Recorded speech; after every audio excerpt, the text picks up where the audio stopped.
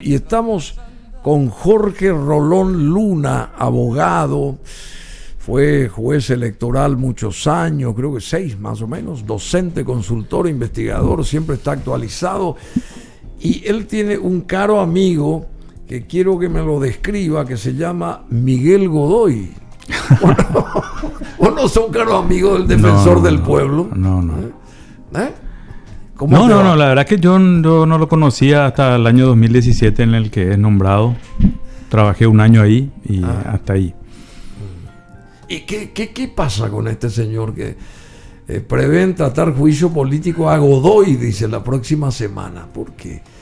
Bueno, vamos a separar en la medida de lo posible vamos a separar las cuestiones. Por un lado, porque él como defensor lo del personal, pueblo, claro, lo casuístico de lo institucional y lo de fondo. Él como defensor del pueblo, ¿cómo se debe desempeñar? El que sea voy a defensor resumir del pueblo. Sí. Eso, sobre lo cual obviamente se puede hablar mucho más y decir muchas más cosas, en una respuesta que dio el diputado Basilio Núñez a una senadora, a una diputada, a su colega Celeste Amarilla, cuando le preguntó, le dijo, dame una razón para mantenerlo o para que esa persona continúe en el cargo. Y le dijo, simplemente un mandato de bancada. Hay cosas más importantes como la inseguridad. No supo decirle una razón para que esta persona continúe en el cargo. Y cuando esa es la respuesta de quien te defiende, ¿sí? De quien te defiende, luego de aproximadamente 7 años en el cargo. 7 años. 7 años en el cargo. Que está en el cargo este señor. Sí, por ahí me equivoco y son 6, 7 años en el cargo. Es porque evidentemente la institución de la cual uno es el principal responsable no está funcionando. ¿Y qué ocurre? No es dinero privado ese, para empezar. Ese dinero de la sociedad paraguaya es lo escuchaba hace un rato a Miguel Adonza ayer, justamente, hablar orgulloso de su paso por la constituyente. Coincido con él en una cuestión muy importante. Tenemos una constitución que es un ejemplo, que enumera un catálogo de derechos, libertades y garantías muy importante. Es una constitución muy moderna. Y entre otras cuestiones propias de esos aspectos positivos de la Constitución paraguaya está la creación de la Defensoría del Pueblo. El problema, y sería interesante discutir en algún momento esto también, es que la clase política paraguaya elaboró un modelo constitucional que a la vez es un modelo ideal de sociedad y de relación entre el Estado y sus ciudadanos, que en la práctica no existe. Eso, la Constitución paraguaya en gran medida es un libro que básicamente es un libro de un relato ideal, un género utópico, claro. ¿Sí? Literatura utópica. Y un aspecto de eso utópico cumplido es la Defensoría del Pueblo. Los que ascienden a ese cargo no cumplen en absoluto. Voy a ser más radical con él. Voy a ser más radical aún, Bruno, si se me permite. Sí, ¿cómo no? Cuando se idea tener un órgano extrapoder como la Defensoría del Pueblo, un órgano de control que tiene que controlar a otras instituciones del Estado en defensa de los derechos humanos, pero no únicamente los derechos humanos, de los derechos colectivos, los derechos difusos, como los derechos del consumidor, por ejemplo. Evidentemente no se pensó en una persona como Miguel Godoy, pero la clase política, que es la misma que escribió esa Constitución, pone en su lugar a un Miguel Godoy. Es una gran contradicción de las élites políticas en Paraguay. Y primero puso a Páez Monjes, otro señor que no venía del mundo de los derechos humanos, de la defensa de los derechos colectivos, de la defensa de los derechos individuales y sociales, sino que venía del mundo de la política colorada, igual que Godoy. Ambos tienen pasado de seccional colorada. Entonces, por más hermoso que sea el proyecto constitucional, en este caso de la Defensoría del Pueblo, como órgano que propugna y defiende, que viabiliza, que es caja de resonancia de los derechos de las personas, si no se pone a la persona ideal, eso no va a funcionar. ¿Y por qué a vos no te eligieron? ¿Por qué a vos no te eligieron? Yo no quiero caer en la autorreferencia, pero la verdad, al igual que yo... vos tenías todas las condiciones para estar ahí. Al igual que yo, han habido personas que tenían algún tipo de trayectoria y antecedentes en el ámbito de los derechos humanos. Y no se los elige porque al final del día es dable pensar que existe un propósito deliberado de hacer que eso no funcione. Así, a propósito. Si la Defensoría del Pueblo funciona aquí y en Suecia, Suecia es el país que inventa el Defensor del Pueblo, el Ombudsman, que viene del sueco. Claro, es una institución de origen sueco, ya creada en el siglo XIX. Entonces, si se piensa en una institución con todas esas facultades, se piensa en alguien que va a tener el coraje y la valentía de incomodar al poder. No alguien que va a estar sentado en su despacho y haciendo 2, 3 cositas, amagues en términos futbolísticos. Sí, se pasa amagando cosas y nunca tira al centro y nunca mete goles. Entonces presenta una acción judicial acá, otra allá. Pero no trabaja, por ejemplo, para mejorar estructuralmente el funcionamiento de la policía, o de las cárceles en Paraguay, o de la situación de la niñez, o la situación de IPS. Nosotros tendríamos que tener a esta... ¿Y eso también le compete a defensor? No, la Defensoría del Pueblo es una institución cuyo diseño es realmente muy interesante, y el potencial que tiene para defender nuestros derechos en un sentido amplio, Bruno, en un sentido amplio. Y eso incluye no solamente los llamados derechos humanos, llamados también derechos colectivos. Medio ambiente, por ejemplo. ¿Qué escuchaste en estos 7 años de Miguel Godoy que se haya hecho por el medio ambiente? Dime una sola cosa, Bruno, no vas a encontrar. Entonces, si a eso sumamos ciertos rasgos de la personalidad de este señor, violento, por momentos misógino, tiene acusaciones de acoso de diverso tipo, se ha pasado despidiendo de manera ilegal e ilegítima a una cantidad muy grande de funcionarios para poner gente de su ciudad, y está seguramente con algún propósito de crear algún sistema clientelar político, pensando en alguna proyección política. Así como la Defensoría del Pueblo, que tenía algunos funcionarios con trayectoria y con conocimiento de sus temas dentro de todas las limitaciones que siempre tuvo, ha llenado esa defensoría de gente que no tiene antecedentes ni tiene una carrera dentro del ámbito de los derechos humanos. Y se lo sigue sosteniendo. Yo le preguntaría a Miguel Godoy, ¿a quién pusiste a lo largo de estos 7 años y lo mantuviste? Porque él contrata, despide, te pone a vos como director de recursos humanos, y a los 15 días te manda a ocuparte de las cárceles, después a los 20 días te manda a ocuparte de la niñez, luego una cosa caótica que ahora estamos empezando a conocer en detalle, y un desperdicio de energía constitucional, diría yo, porque el constituyente puso mucho de su esperanza de un Paraguay mejor en esa institución. Y vos hubieras hecho que brillara esa institución. No, yo no quiero hablar de mí mismo. Me rehuso. Me rehuso. Mira, Bruno, yo creo que hay una ética del funcionario público mínima, digo. ¿Cuál es esa? Cumplir con lo que la ley dice que tenés que hacer en ese carácter. Y si lo haces con la mayor de tus energías posible y con honestidad y con cierta dosis de independencia y valentía, que son importantes, hay que tener un poco de coraje para ser defensor del pueblo y molestar a los poderes constituidos, y a los poderes fácticos, y a los poderes económicos, acá tiene que ponerse delante de esos poderes y ocuparse de temas tan dispares como el precio del combustible, pasando por las quejas que tiene la gente sobre las prácticas nocivas de ciertas empresas de telefonía celular, hasta los arroyos contaminados en Asunción, pasando a su vez por el tema carcelario, la tortura, todo eso.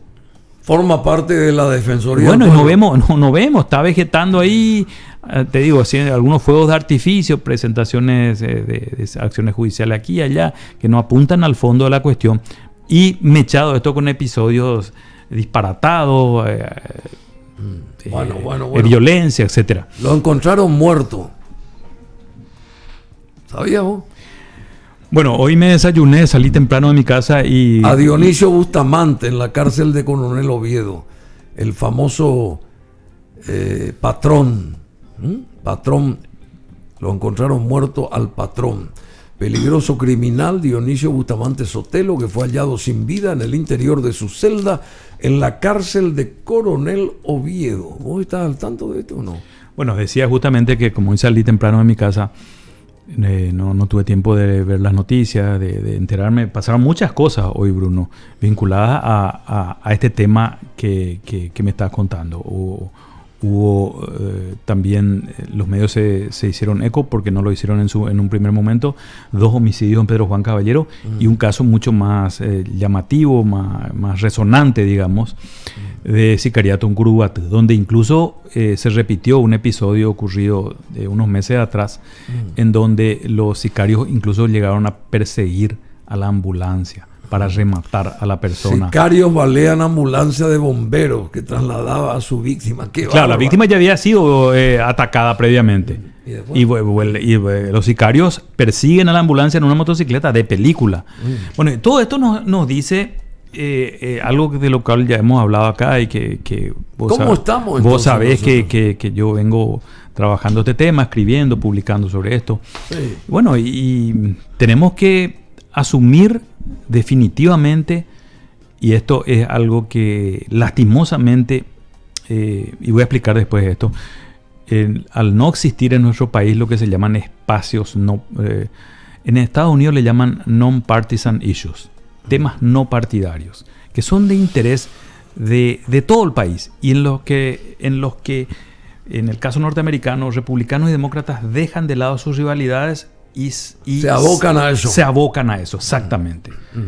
Nosotros no tenemos espacios no partidarios de discusión de ciertas cuestiones. El crimen organizado y el auge de su violencia, por ejemplo, es uno de ellos. ¿Por qué? Porque los dos sectores internos más importantes del partido de gobierno están llenos de gente vinculada a estos sectores y los tienen de candidatos. Entonces, bueno, que ocurre lo mismo. Si vamos a tomar en serio el tema del crimen organizado, las listas a diputados y senadores de los partidos políticos en Paraguay no deberían incluir a personas salpicadas o sospechadas de vinculación con el crimen organizado. Mientras eso no ocurra, no podemos decir que se toma en serio este tema, Bruno. Yo no estoy haciendo simplemente política acá y diciendo algo para tirar, digamos, el fardo de la culpa a alguien. Esto es algo concreto.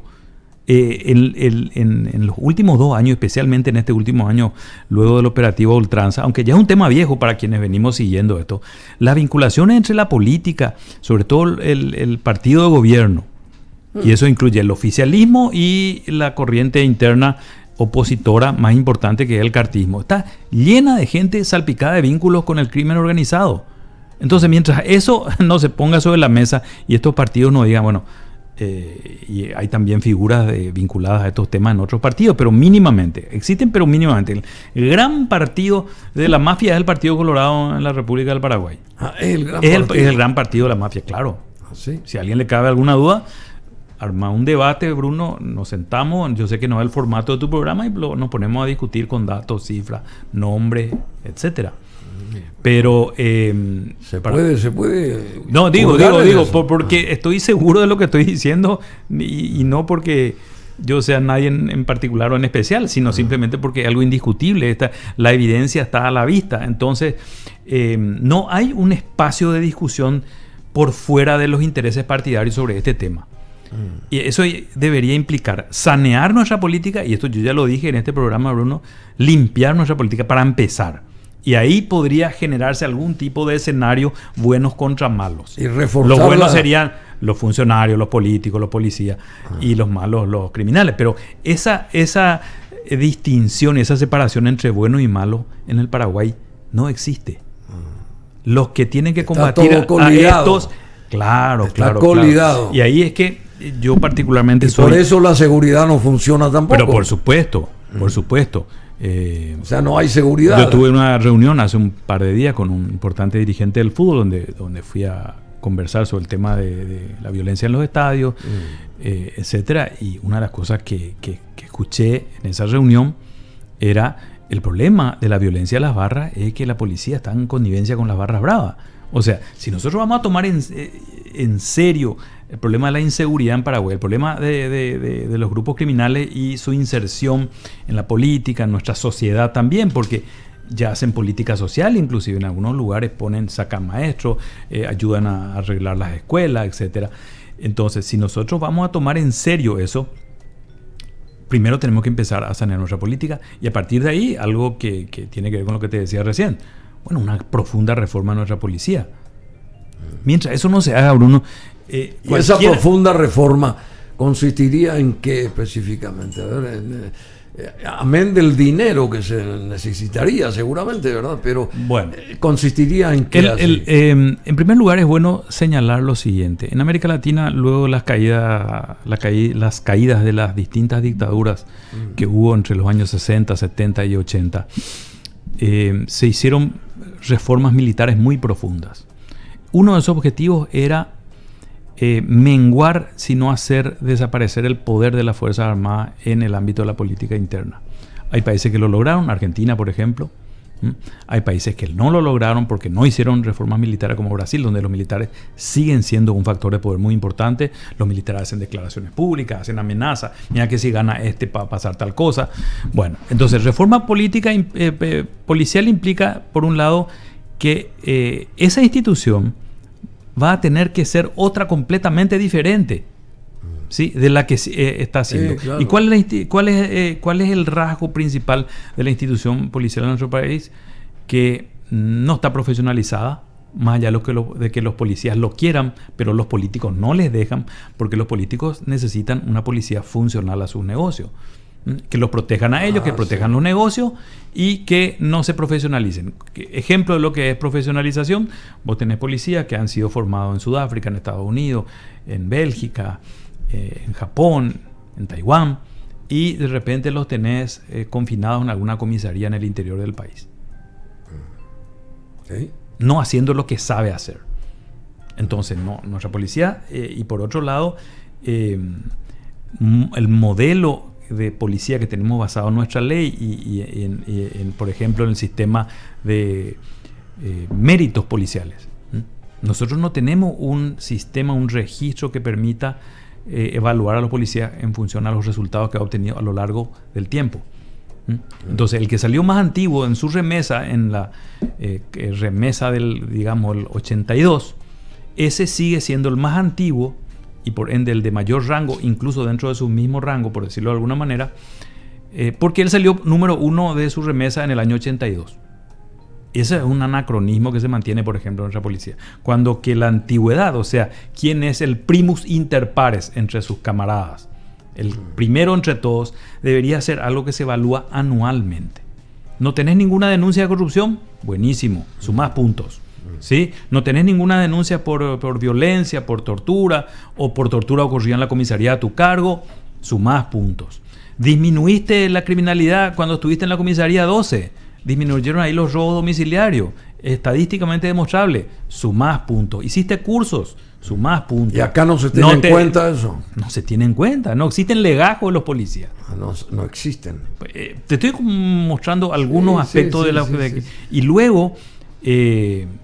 se tiene que desde el poder civil. ¿Y el ministro del Interior qué hace? Digamos, ¿cuál es su rol? Administra los diversos incendios que ocurren. Sí. Y una cuestión que a mí me llamó la atención: yo trabajé un tiempo en el Ministerio del Interior y me reunía en la sala de reuniones donde están las fotos de todos los ministros del Interior, al menos de aquellos que son desde la transición. Desde el 89 hasta Claro, 89. Y una vez hice un cálculo y era un promedio de un año y un mes, algo así, de permanencia en el cargo. Entonces son con constantes fusibles. Se nombra, además de ser constantes fusibles, se nombra a personas que no tienen conocimiento mínimo del tema de la seguridad. No tienen conocimiento constitucional de su rol. ¿Cuál es su rol? El poder civil le tiene que decir a la policía institucionalmente: estas son las líneas a seguir, esta es la política criminal. Porque lo peor que puede darse y que ocurre en este momento, y que yo creo que es un proceso que se venía haciendo más o menos bien y que viene degradándose, es lo que se llama el autogobierno policial. Viene degradándose para mí, desde Francisco José de Vargas como ministro del Interior. Él les da vía libre a los policías, hagan lo que quieran, ¿sí? Estos son los temas que a mí me interesan, le dice el Poder Civil, proteger los negocios, proteger nuestra seguridad, y después usted, si hay corrupción, si hay maletines, si hay policías que torturan, que matan, gatillo fácil, no nos interesa, ¿sí? Si la corrupción y la infiltración... Bueno, quiere decir que... Es un tema profundo. No, pero no da gusto pues escuchar esta cosa, Bruno. No, es más fácil decir que nadie va a poder reformar esto. Nadie va a poder reformar nunca esto. Se puede. Se puede con voluntad política. Poner un ministro del Interior que tenga claro que tiene que hacer una reforma de la policía, que tiene que corregir ese autogobierno policial. Y el ministro tiene un equipo que lo ayude. El ministro es la autoridad política. Sí, ya sé. ¿Sí? Y este ministro, que tiene que tener algún conocimiento del tema, ¿sí? Tiene que, a partir de la cúpula, tener personas conocedoras del tema. Obviamente tiene que rodearse de técnicos. Pero acá lo que hace falta es ¿sí? política, y para ganar esa mano dura. Sí. Es una cuestión que se comenta, que se sabe, que se observa. Yo te puedo decir cualquiera de esas opciones, pero los comisarios, cuando llegan a cierto momento de su carrera, quieren llegar al grado máximo, ¿sí? No tener problemas en esa previa, llegar a ese grado máximo y ser nombrados en algún lugar de frontera para recaudar de manera escandalosa para una jubilación de oro. Eso es lo que hacen los comisarios en Paraguay. Y eso no lo niega nadie. Uno habla con gente de la policía, te lo admite. Los políticos saben eso.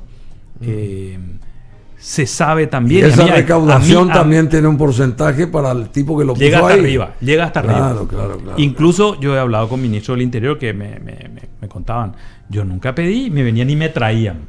¿Sí? No hace falta que uno pida.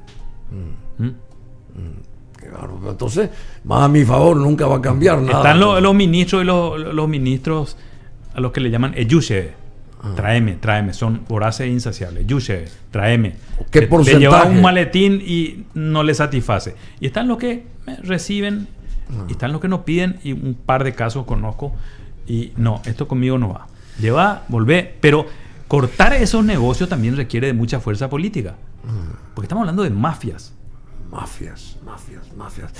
Bueno, y esta víctima del sicariato en Caraguatá, sería miembro del clan Rotela, según la policía, que maneja la información de que el hombre que fue baleado por sicarios en Caraguatá, cuyo deceso se confirmó posteriormente, sería miembro del clan Rotela dedicado al tráfico de drogas, al menudeo en Asunción y Central. El comisario Blas Vera, director de la policía de Cordillera, habló sobre este hecho de sicariato que se registró en la ciudad de Caraguatá en la tarde de ayer martes, donde resultó víctima un hombre identificado como Braulio José Cano Vargas, 37 años, alias José Curepa. Dijo que la víctima sería un integrante del clan Rotela y que el móvil del homicidio habría sido la disputa de territorio. Esto sigue, che. Y hay inclusive este taxista, te habrás enterado, que noqueado por el conductor en Asunción, da su versión del hecho. Pero quiere decir que sálvese quien pueda la ciudad. O sea, en general, no solamente la ciudad. Porque no hay seguridad, no hay nada, güey, así que valga la pena profesionalmente. Vos notás eso. Y lo que ocurre es que todo tiene que ver con todo. ¿Sí? No existe acá la casualidad, sino la causalidad. Entonces, si tenés un grave problema de inseguridad, eso se vincula, por un lado, a la situación social y económica, por otro lado, al funcionamiento de tus fuerzas de seguridad, por otro lado, las fuerzas de seguridad, a su vez, pueden ser o son el reflejo del funcionamiento de la clase política, y de los valores que se manejan ahí, de las prioridades que se manejan ahí, y de los objetivos que se manejan ahí. Entonces, todo eso está conectado. Y este episodio hay que darle una lectura amplia también, lo de Caraguatá. Sí. Los que saben dicen que el clan Rotela se dedica al narcomenudeo. Sí, ellos no son los que envían los grandes cargamentos de cocaína a Europa. Su negocio es la venta. Sí, y decía en la misma crónica Asunción y Central, que es lo que habitualmente se dice, que son los que dominan ese tráfico en esta zona. Pero Caraguatay ya no es central. Y esto refrenda algo que se viene diciendo hace un buen tiempo ya.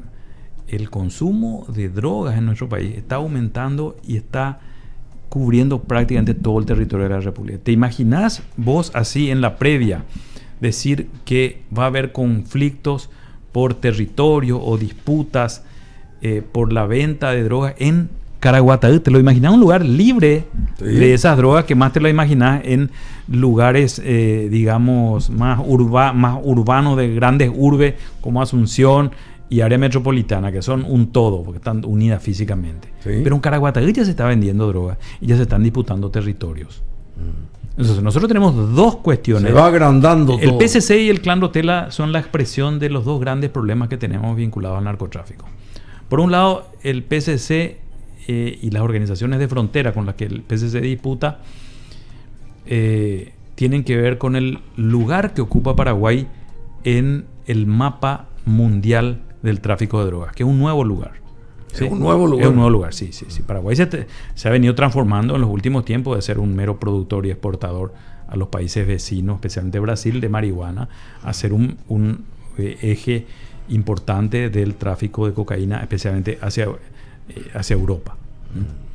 Lo que viene acá y no va al Brasil, porque Brasil es un gran mercado también, sale hacia mercados europeos, y eso ya es algo que se sabe, que está refrendado por incautaciones históricas. Y hay connivencia de todo tipo. Tanto en Paraguay, claro. Por un lado. Y por otro lado, país en donde empieza a haber trasiego de drogas, por alguna razón, ya sea que es un lugar de tránsito, ya sea que es un lugar de producción, parte de eso se queda y se consume en la sociedad. Un surplus, ¿sí? Hay un resto que se vende y que es un otro negocio.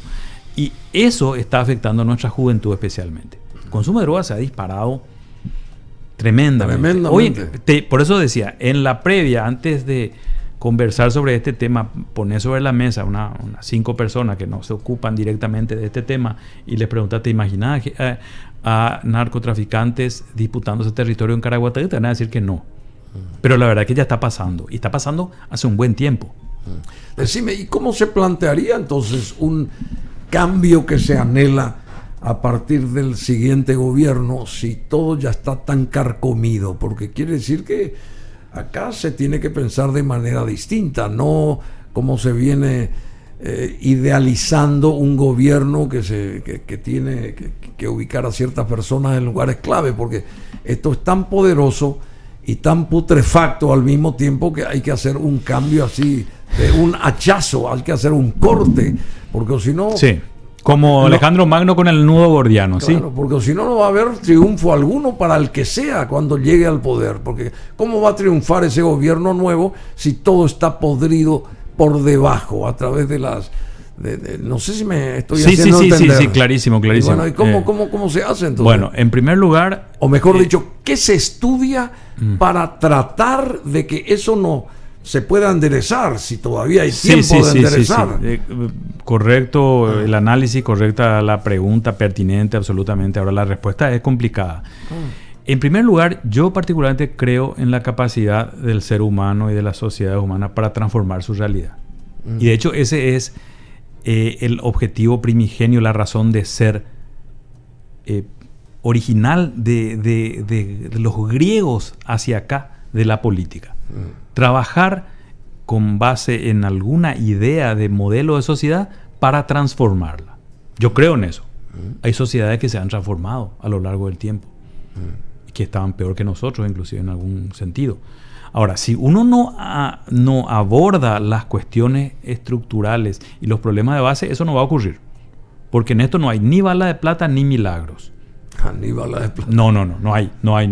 Entonces, primera cuestión, nuestra clase política tiene que limpiarse. ¿Sí? En la medida de lo posible. Porque ninguna clase política en ningún país del mundo, en ninguna sociedad, por más avanzada y profunda que sea su base democrática, está totalmente exenta de corrupción, de connivencia entre los negocios y la política. Pero sí se puede hacer, pero hay que hacerlo abordando estos grandes problemas. Primero, la clase política tiene que limpiarse. Si lo llamamos al llanero solitario. No va a solucionar, no existe eso. Sus balas de plata. No hay superhéroe acá. ¿No? No, ni rayo, esos rayos que tenían esos personajes de cómic, no sé cómo le llaman, rayo fulminante o fulminador. Star Wars, no hay Star eso. Wars. No hay acá eso. Pero como en Star Wars hay conflictos, hay fuerzas negativas, hay fuerzas que no existen en función a la sociedad, a las mayorías, a la democracia, a la justicia social. No funcionan con base en eso. Le interesa solamente. Imagínate que el Partido Colorado está, una de las corrientes internas del Partido Colorado está postulando nuevamente a Víctor Bogado. O sea, Víctor Bogado ya condenado por haber realizado un hecho atentatorio contra las finanzas públicas. O sea, ya está claro, y lo ha dicho un juez, no lo estoy diciendo yo, que es una persona que no es honesta, pero está ahí. Hay personas que tienen procesos importantes por narcotráfico, por sospechas de estar inmiscuidas en lavado de dinero, en tratos con narcotráfico, fortunas sospechosas, contrabando.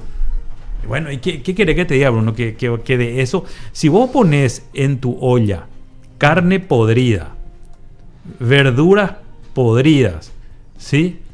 Alimentos vencidos y agua sucia, por más que le metas agua caliente y sal de limón y sal de Himalaya y el limón que lo cura todo, no va a salir nada, no va a salir lo que vos tenés en tu memoria gustativa, dice esos ingredientes en términos abstractos, sin la podredumbre. Tengo que ir a almorzar allá a la casita gourmet de Judith, entre paréntesis, está abriendo el apetito, pero que eso sea realmente comible, no justamente claro. rechazable. Con esos ingredientes no te va a salir una sopa de... Y bueno, ¿qué hay que hacer entonces? Quiere decir que el que salga electo por A, B o Z tampoco va a poder hacer nada. No es que no va a poder hacer Síntesis. nada. No es que no va a poder hacer nada. Y por eso te decía, yo creo en la capacidad humana, en el rol histórico que tienen los seres humanos. Nosotros, a diferencia de los animales, somos seres históricos. Sí, la cucaracha existe hace 1 millón de años y esa cucaracha llega a hoy y no ha transformado su realidad. La cucaracha sigue haciendo lo mismo que hacía hace 1 millón de años. Igual la rata, igual el tigre, igual el león y el yaguareté y la vaca. No son seres históricos. Nosotros tenemos la capacidad de transformar nuestro entorno y nuestra realidad y construir un futuro. Ahora, eso requiere de ideas claras y de que triunfe el sector de la sociedad que piensa en un proyecto colectivo. ¿Sí? Y eso es lo difícil. A propósito, Emile Cioran, un filósofo al que lo amo, más allá de su excesivo pesimismo, decía que el gran error que cometimos los seres humanos fue transformarnos en seres históricos. Querer hacer historia, querer ser diferente al resto del mundo animal. No hubiéramos quedado como rata o como cucaracha. Hubiera sido más digno. Animales, no. Un parente filosófico nada más. Bueno, el querido amigo Jorge Rolón Luna, abogado, es excepcional ser humano porque piensa y sabe mucho, analiza, analítico, él juez electoral, docente, consultor, investigador, y está detrás de todo esto del sicariato, escribe siempre, está, en fin, una persona brillante. Yo hubiera querido que él estuviera como defensor del pueblo, pero no se dio. Hay que hacer otro intento seguramente, ¿verdad? Otro intento más. Tuviste varios intentos, ¿verdad, Jorge? En tu vida en general, profesionalmente. Sí.